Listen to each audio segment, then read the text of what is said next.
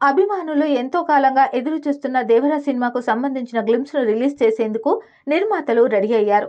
ఈ గ్లింప్స్ ను జనవరి 8వ తేదీన ప్రేక్షకుల ముందుకు తీసుకొస్తున్నట్లు ఓ ప్రోమోను రిలీజ్ చేశారు. ఈ ప్రోమోకు మంచి స్పందనతో పాటు ట్రోల్స్ కూడా భారీగానే కనిపించాయి.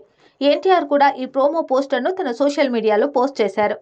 గ్లింప్స్ రిలీజ్ కు ముందు దేవరా బిజినెస్ చర్చలు మొదలయ్యాయి.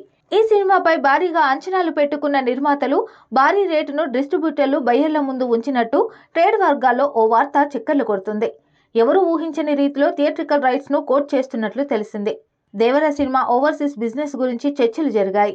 నిర్మాతలు చెప్పిన రేటు విన్న తర్వాత బయ్యర్లు వెనకడుగు వేస్తున్నారు. ఆ రేంజ్ లో బిజినెస్ కోట్ చేస్తే వారు పునరాలోచనలో పడ్డారు అనే విషయం ఫిలిం నగర్ లో హాట్ టాపిక్ గా మారింది. దేవరా సినిమాకు సంబంధించి ఓవర్సీస్ థియేట్రికల్ రైట్స్ ధరను భారీగా నిర్ణయించారు. దాదాపు 30 కోట్ల రూపాయలను కోట్ చేశారు.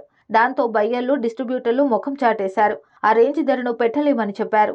అయితే ఏ ఒక్క డిస్ట్రిబ్యూటర్ కూడా నిర్మాతలు చెప్పిన ధరకు దరిదాపులో కూడా లేరు అని ట్రేడ్ వర్గాలు వెల్లడించాయి. దేవరా గ్లింప్స్ తర్వాత బిజినెస్ పై అంచనాలు పెరుగుతాయా, నిర్మాతలు డిమాండ్ చేస్తున్న ధరకు కొనడానికి బయ్యర్లు వస్తారా అనేది ఆసక్తికరంగా మారింది. ఎన్టీఆర్ మూవీకి ఏ రేంజ్ బిజినెస్ జరుగుతుందనేది హాట్ టాపిక్ గా మారింది. ఇదిలా ఉండగా కొరటాల శివ ఆచార్య ఫలితం కూడా బయ్యర్లు, డిస్ట్రిబ్యూటర్లు, ఎగ్జిబ్యూటర్లపై తీవ్ర ప్రభావం చూపుతుంది అని ట్రేడ్ వర్గాలు అభిప్రాయపడుతున్నారు.